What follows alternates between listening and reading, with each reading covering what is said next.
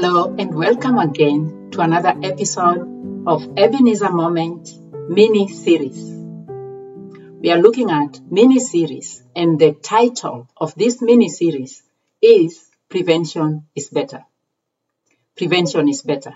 When we say prevention is better, one thing that comes to mind is health. Preventing ailment and staying healthy, maintaining health and well-being. Behaviors or practices that help us maintain our health and well-being. In the medical world, there are ways in which to prevent certain ailments. By developing certain immunization, you are immunized against one thing or another to maintain one's health and well-being. Now, for this mini-series, the topic that we are looking at, to prevent, the theme of what you are preventing is suicide. And I've acknowledged that this is a tall order.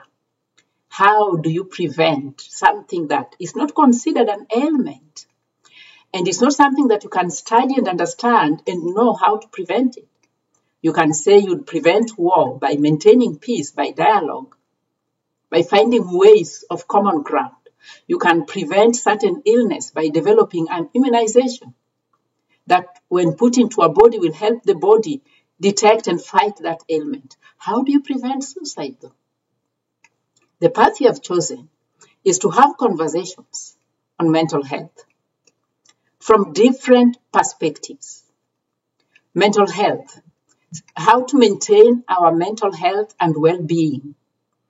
And we do this by bringing the conversation of mental health, of prevention of suicide, of well-being down to earth. These conversations, they happen at high level, high academic level, in institutions of higher learning, in health institutions where people have conferences or people produce research that address and give valuable information on ways to know, to detect, and also to prevent or address cases of mental illness. But many times, people who struggle with these situations, with these cases, with these ailments, with challenges of maintaining their mental health and well-being, tend to not be part of those high-level conversations. They live down here, real life. And so our efforts of bringing that conversations down to earth, where people are, even in social media, where people spend part of their time or look for information and bringing it in a language that is accessible and applicable, has proven as one way to work towards preventing, work towards promoting the message that prevention is better. How do you prevent suicide? We don't even know what it looks like. How do you protect yourself from suicide ideations, suicidal thoughts, when faced with life's challenges?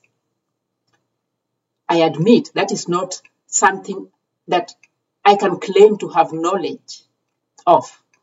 The path you have chosen, though, is to encourage, engage in conversations about mental health and well-being, reducing stigma, understanding mental health, and sharing knowledge, insight, experiences about life's challenges, about our understanding of mental health and well-being. And that we do by seeking after individuals who are willing and open, willing to share their experiences and their knowledge.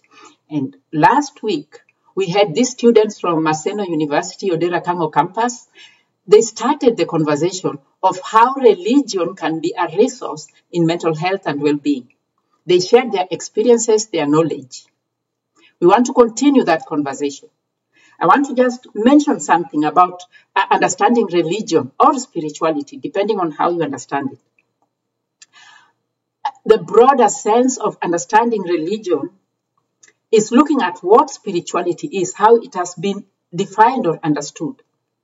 It's broadly understood as the experience that, or that which connects human spirit which is the essence of human being, the very character of human being, connects the experience that connects one with deity, with God, with the transcendent, and with others, and even with self.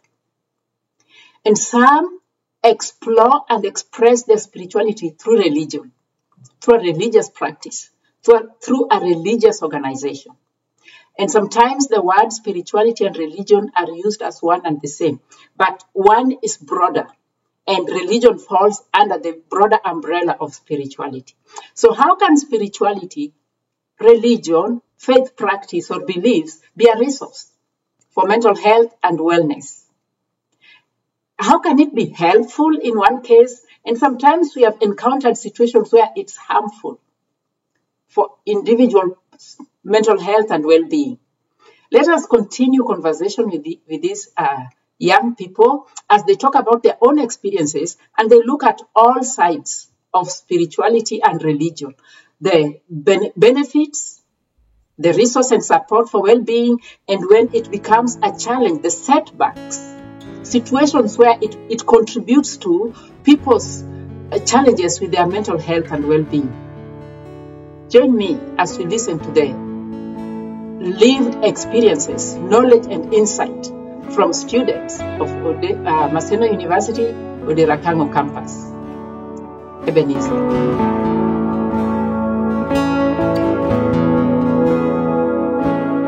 I believe there's a point of contention.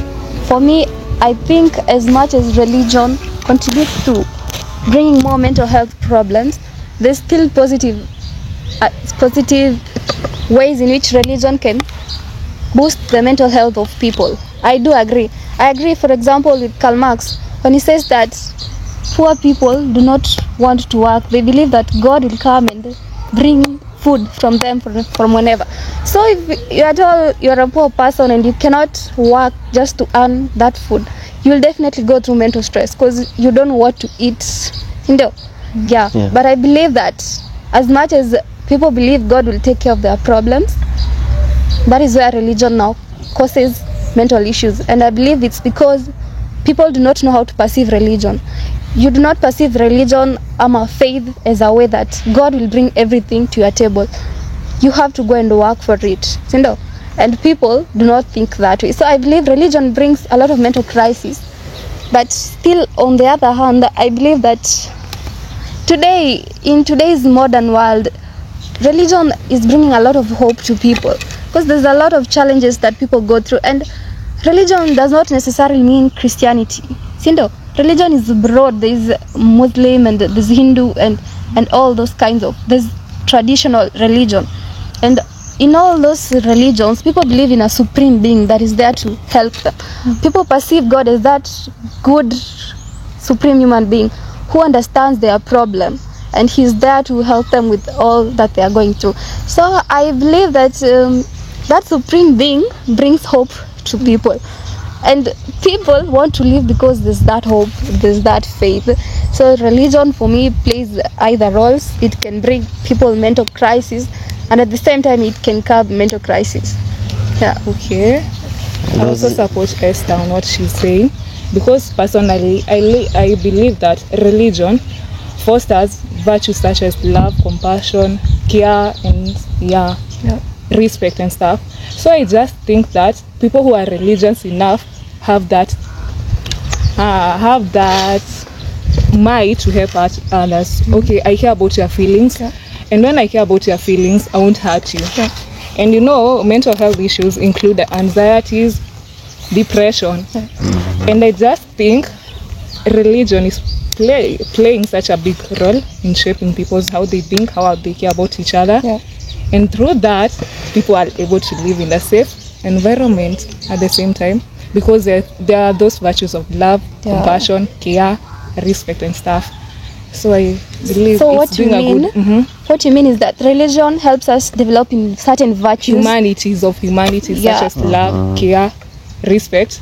And when I develop those virtues, I will care about your feelings. And when I care about your feelings, I won't hurt you. And most probably you won't have anxiety, depression, you won't feel lonely and stuff. You'll be there for me when I'm experiencing a problem. And that can help you boost your self-esteem.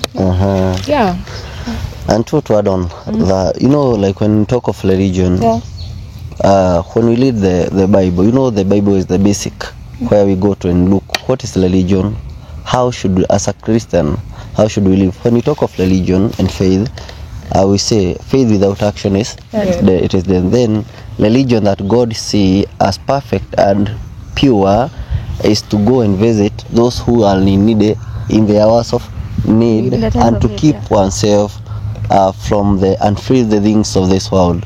So that is a kind of religion. But today's religion, it is a kind of constructed thing, like just going to church, like school. You go to school, you learn, you come back to home. You go to school, you learn, you come back to home. But that was not the original plan of the religion. Religion was planned to help you, to help the other person, and that is why Jesus said we are the light. We are the light. So religion should bring light and hope to somebody who is not somebody who is in darkness.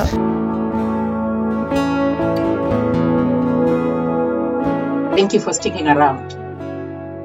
Isn't it wonderful to hear the experiences of these young people, the students?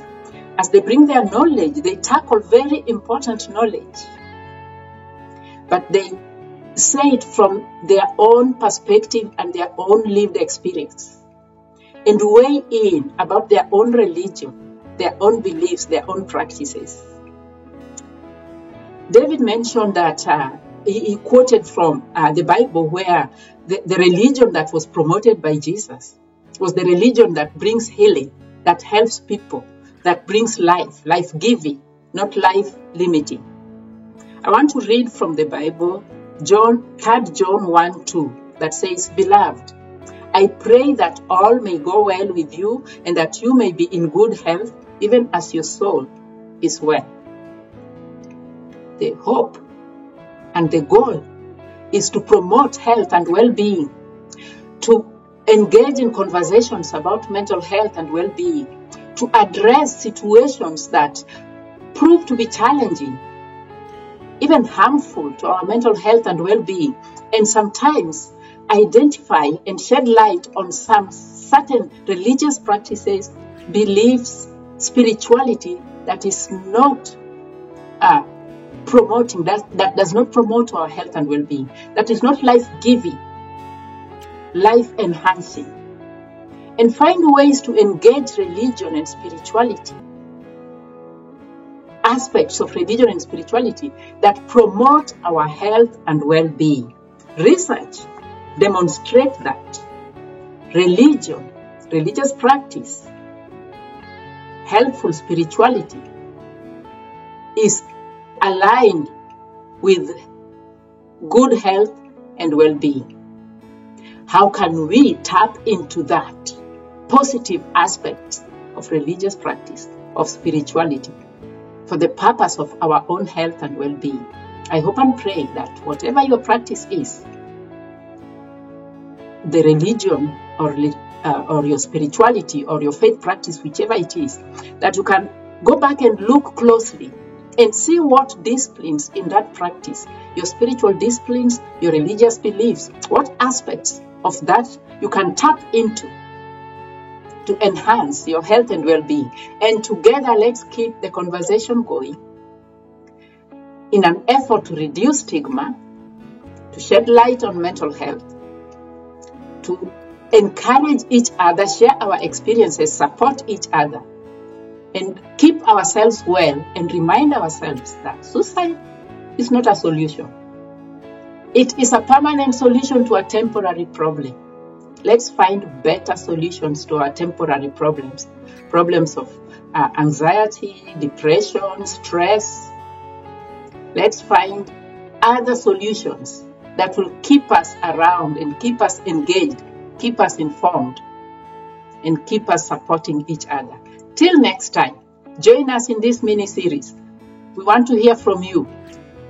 Comment, share your feedback, share your insight, share your questions, and together we'll keep the conversation going so that we can promote health and well-being, prevent cases of suicide, and present alternative solution or alternative options for health and well-being. Ebenezer.